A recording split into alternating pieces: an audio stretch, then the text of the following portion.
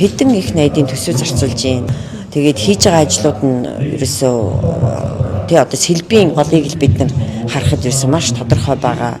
Тэр урт цагааны урталт те урт цагааны бас ч гэж эн чинь те олон жилийн түүхтэй ийм байшин барилгыг бас нураагаад тэгээд одоо юу барьваа гэсэн чинь цэцэрлэг түрээлэн нэртэй одоо юу чи мэдэхгүй те гэх мэтийн өмнөх хийсэн том мега ажил бүхэл микро ажлууд нь хүртэлтэй бүтлгүүцсэн гэж би бодож байгаа.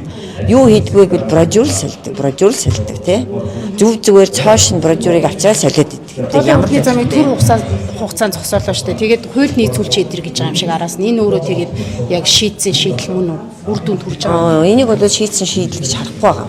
Энд чинь хуулийн дагуу бүхий л Монгол улсын байгууллага тий хувь хүн буулгандаар амьдардаг биз дээ. Хуулийн буулгандаар тий хувь хүмүүс хүртэл ажиллаж амьдардаг байтал бүхэл бүтэн төрийн байгууллага нь нийслэлийн удирдлага нь ийм хууль бус шийдвэр гаргасан байгаа бол тэр хууль бус шийдвэрийн дагуу хийгдсэн бүхий л зүйл хууль бус шийдвэрийн дагуу хийгдсэн тэр гэрээ хууль бус тэр тендер зарласан ажил бол хууль бус дээрэс нь одоо авах юм байхгүй шүү дээ тээзүү мапантай бүр зогсоостой гэж би харж байгаа тээзүү мапантай байхгүй байгаа нь тодорхойгүй байгаль орчны үнэлгээ нь асуудалтай байгаа байхгүй тодорхойгүй усны тийм усан байгууламж гэж үздэг юм байна. Тэгэхээр усны дүнлэгэнд байхгүй тэгсэн мөртлөө юун дээр үнэлээ 500 тэрбум төгрөг тэгээ одоо үндэсний хэдэн компаниудаараа ажил хийлгэчгээд мөнгөний өгдөггүй шүү дээ.